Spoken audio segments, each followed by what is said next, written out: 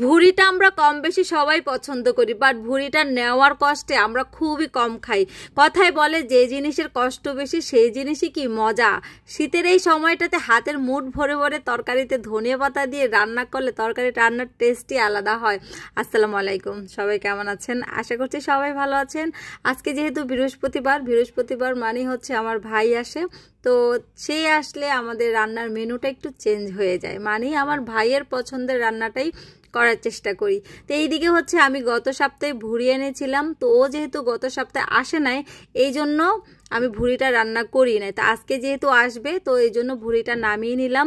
এইদিকে হচ্ছে আমার আব্বু যে পোয়া মাছটা এনেছে, তো ওর জন্য হচ্ছে আস্তে আস্তে ভেজে রান্না করব। কারণ ও আমার বাসায় আসলে ফ্রিজে যত যাই মাছ থাকুক না কেন, পোয়া মাছটা থাকলে বলে যে পোয়া মাছ রান্না কর। কারণ ম্যাচে হচ্ছে অন্যান্য মাছ খাওয়া হলো, পোয়া মাছটা খুব কমই খাওয়া হয়। আর এইদিকে হচ্ছে আমি ভুঁড়িটা এক চুলায় বসিয়ে দিলাম, অন্য চুলায় হচ্ছে মাছটা ভাজতেছি। আমার আপা আজকে আসে নাই, তো একা একা নিজেই সব কিছু করতে হয়েছে। রাতের বেলায় সব গুছিয়ে রেখেছি, সকালবেলা উঠে সব কিছু গুছিয়ে দুই চুলায় একসাথে বসিয়ে দিলাম। এই তো মশলাটাকে ভালো মতো কষিয়ে এরপরে হচ্ছে ভুঁড়িটা দিয়ে দেবো। ভুঁড়িটা আমি আজকে বেশি একটা ক্লিন করা লাগে নাই, ওই দিনই হচ্ছে অনেক সুন্দর মতো ক্লিন করেছিলাম। তো পুরো ভুঁড়িটাই কিন্তু এখানে রান্না করতেছি, পুরা মানে 3 কেজি ভুঁড়ি এনেছিলাম। তো সেটাকে প্রসেসিং করে নেওয়ার পরে দেখেন কতটুকু হয়েছে। আর এদিকে আমার মাছটাও হয়ে গেছে, আর এদিকে মাছটাও বসিয়ে দিলাম। আসলে ভুঁড়িটাকে একসাথে ভুনা মানে একদম কষিয়ে ভালো মতো পানি দিয়ে প্রেসার কুকারে বসিয়ে অন্য চুলায় বাদ বাকি রান্নাগুলো করে ফেলবো। যেহেতু আজকে আপাও নাই, রান্নাঘরের সব গুছগাছটা আমার নিজেরই করতে হবে। আর নতুন যে হেল্পিং হ্যান্ডটা আছে উনি এত কিছু বুঝে না, ওনাকে বুঝিয়ে দিলে হচ্ছে উনি করতে পারে। তো নতুন মানুষ সেহেতু আমার এত ওনার প্রতি ভরসাও করা যাবে না। এই জন্য হচ্ছে আমি ওই চুলে প্রেসার কুকারে বসিয়ে দিয়ে এই যে মাছের সাথে একটা টমেটো দিয়ে দিলাম। বেশি টমেটো দিলাম না, কারণ টমেটো বেশি দিলে আমার বড় ছেলেও খাবে না, আবার আমার ছোট ভাই একদমই টমেটো খায় না। তো এই জন্য যে বেশি করে ধনেপাতা দিয়ে একদম রান্না করছি। আর তরকারিটা কিন্তু একটু ঝোলি রাখছি, যেহেতু দুপুরবেলা খাবো না, এটা রাতে খাওয়া হবে। আর মাহিদির আব্বু হচ্ছে পোয়া মাছের ঝোল না থাকলে বলে যেগুলো কি রান্না করো, একদম শুকনো শুকনো খেতে চায় না। আর এই তো আমার বড় ছেলের জন্য হচ্ছে ওই যে কালকে বললাম ভিডিওতে চেতাইছি, তো আজকে হচ্ছে বের করে নিলাম। তো 3 পিস ছিল, তো মাহিদি বলতে আম্মু সাইজ অনেক বড়, তুমি হচ্ছে দুইটাই নাও। তো চিন্তা করলাম যে না, ওর কথা ঠিকই আছে, দুইটাই নেই, দুইটাই হচ্ছে ভাগাভাগি করে খেয়ে নিতে পারবো।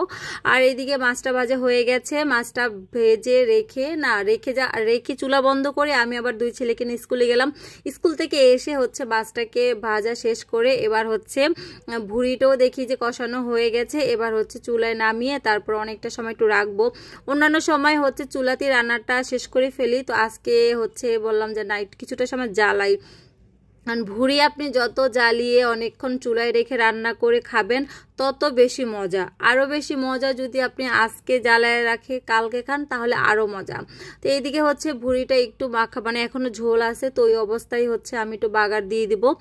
যেহেতু আজকের ভুঁড়িটা একদম শুকনা করবো না, কারণ হচ্ছে এটা আরও কয়েকবার জ্বালানো হবে, তখন লাস্টের দিকে দেখা গেছে কিছুই থাকে না। তো সেই জন্য যে দুপুরবেলা এই জন্য আমি একটু ঝোলই রাখবো, তবে অত ঝোল না, কারণ ভুঁড়ি তো আর ঝোল ঝোল মজা লাগে না।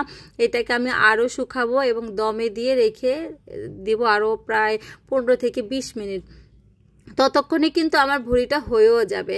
আসলে দেখেন এই ভুঁড়িটা খেতে মানে কত মজা। আমি রান্না করছি দেখবেন চোখের পলকে রাত্রি শেষ, সবার জন্য 1-1.5 চামচ করে উঠাইলেই শেষ। অথচ ভুঁড়িটা নিতে সেদিন আমার কত যে কষ্ট হয়েছে।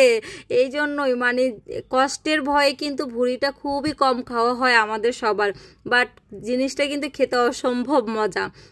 এই তো আস্তে আস্তে কিন্তু আমার ঝোলটা শুকিয়ে আসছে, আর একটু শুকাবো, কালারটাও চেঞ্জ হয়ে আসবে।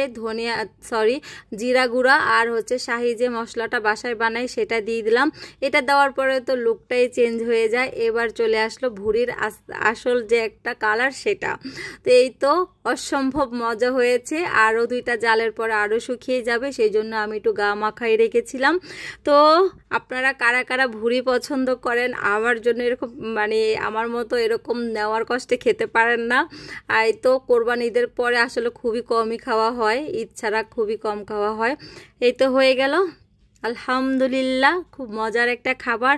আমার ভিডিওটা কেমন লাগলো, যদি ভালো লেগে থাকে একটা লাইক দিয়ে দিবেন এবং শেয়ার করে দিবেন, আর আমার ইউটিউব চ্যানেলটা সাবস্ক্রাইব করে দিবেন। আসসালামু আলাইকুম।